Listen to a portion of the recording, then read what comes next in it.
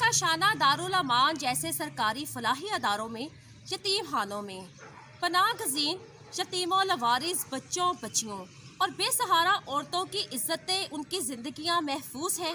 ہرگز نہیں۔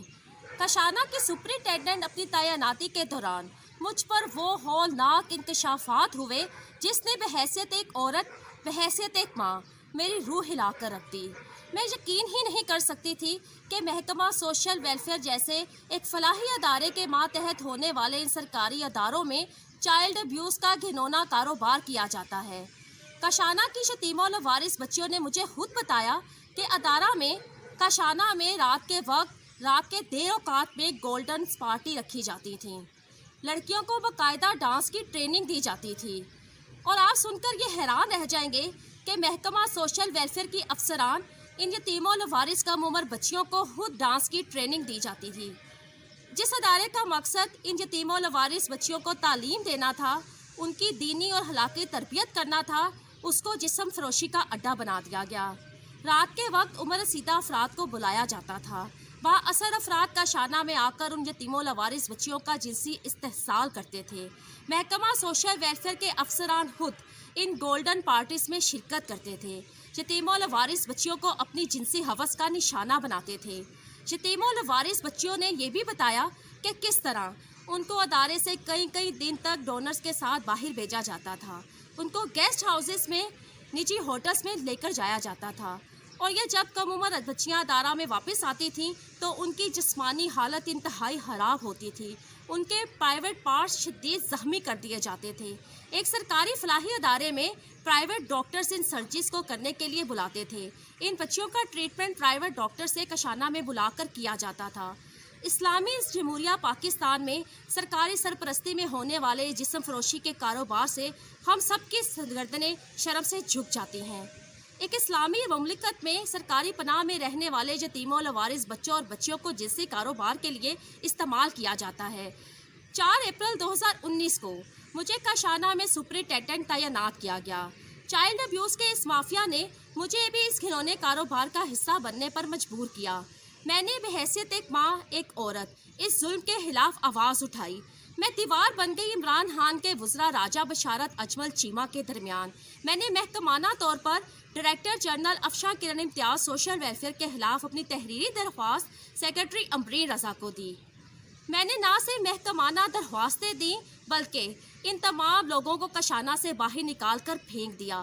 میرے سپرنٹینڈنٹ کاشانہ ہوتے ہوئے ان لوگوں کی، ان با اثر افراد کی، محکمہ سوشل ویلفیئر کے ان جنسی بھیڑیوں کی ہمت نہیں تھی کہ ان لڑکیوں کو میلی آنکھ سے دیکھتے، اور یہی میرا جرم ٹھہرا۔ مجھے اجمل چیمہ نے، عمران خان کے وزیر نے انڈر سسپینشن کام کروایا۔ عمران خان کے وزیر راجہ بشارت اور اجمل چیمہ نے مجھے سسپینڈ کروایا۔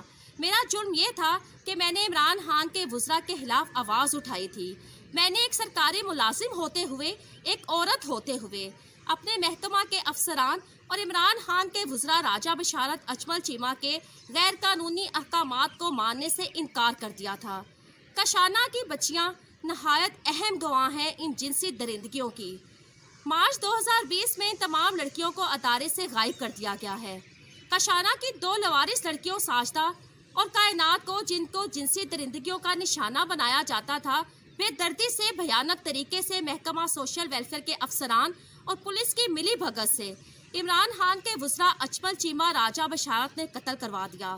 میں نے بارہا ریاستی اداروں سے اپیل کی، ان کو تحریری طور پر لکھا کہ کاشانہ دارل امان کی یتیموں و لوارث بچیوں کو تحفظ دیا جائے، افشاں لطیف کو تحفظ لیا جائے۔ کاشانہ میں ایک ایک کر کے تمام گواہ غائب کر دیے گئے، لڑکیوں کو قتل کیا گیا، لیکن ریاست خاموش رہی۔ میری لڑائی کاشانہ کی یتیموں و لوارث بچیوں کی عصمتوں کے لیے تو ہے، قتل و غارت گری پر بھی ہے، لیکن میں ان کے لیے کچھ نہیں کر سکتی جن کی عزتیں پامال کی گئیں، جن کو بے دردی سے قتل کر دیا گیا۔ میری جنگ ان ہزاروں یتیموں و لوارث بچوں اور بچیوں کے لیے ہے جو ان سرکاری فلاحی اداروں میں جنسی کاروبار کے لیے استعمال کی جاتی ہیں۔ ان اداروں میں بڑے بڑے گیٹ لگا دیے جاتے ہیں، بڑے بڑے تالے لگا دیے جاتے ہیں۔ ان دیواروں کے پیچھے ان یتیموں و لوارث معصوم بچوں اور بچیوں کی آہیں سسکیاں ان اداروں سے باہر نہیں آتی۔